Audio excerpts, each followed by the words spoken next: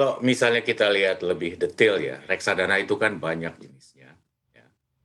Nah, di antara reksadana-reksadana yang menyebabkan terjadinya penurunan nilai aktiva bersih, itu adalah reksadana saham yang pertama, dan yang kedua itu adalah reksadana terproteksi.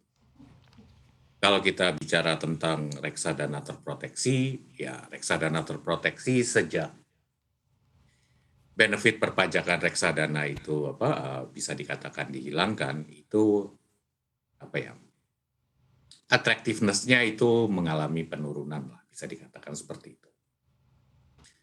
Nah, untuk reksadana saham ini sebetulnya ini yang menarik, ya. Karena apa? Karena logikanya kalau market naik, aset under management dari reksadana saham itu juga naik. Tapi sih kalau yang saya lihat itu adalah ya investor saatnya realize gain.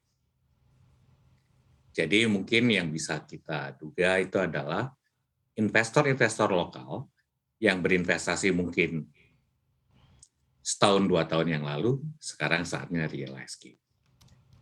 Jadi itu sih mungkin gambarannya kalau kita bicara secara umum, ya. Ya, oke. Kemudian kalau dari sisi atau dari segi kinerjanya sendiri untuk kinerja reksadana saham di tengah kondisi kenaikan IHSG sendiri seperti apa Pak? Apakah juga cukup impresif begitu? Sebetulnya sih kalau kita lihat ya, yang jelas kalau marketnya naik yang namanya reksadana saham, underlying saham itu naik. Tetapi kalau kita bicara tentang data agregat, ya, data agregatnya untuk reksadana saham itu kenaikannya mungkin sekitar 4-5%, ya. Sementara kalau kita bicara marketnya untuk IHSG itu sekitar 7%. Oke. Oke, berarti masih di bawah kinerja dari IHSG secara keseluruhan begitu ya.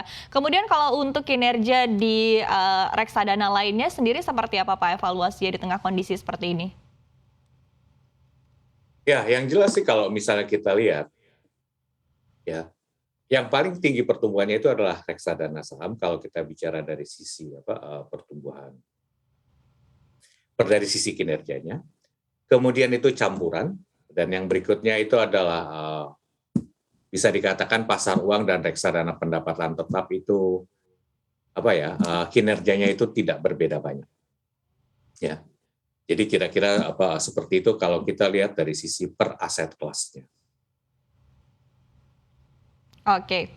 Oke, kemudian di satu sisi kita juga lihat begitu ya Pak ya, fenomenanya investor asing ini juga tampaknya cenderung lebih percaya dengan market di Indonesia. Kita lihat juga aksi net buy terus mengalir ke dalam indeks kita begitu. Kalau dari Anda sendiri melihat sebetulnya investor asing menilai pasar modal di tanah air seperti apa?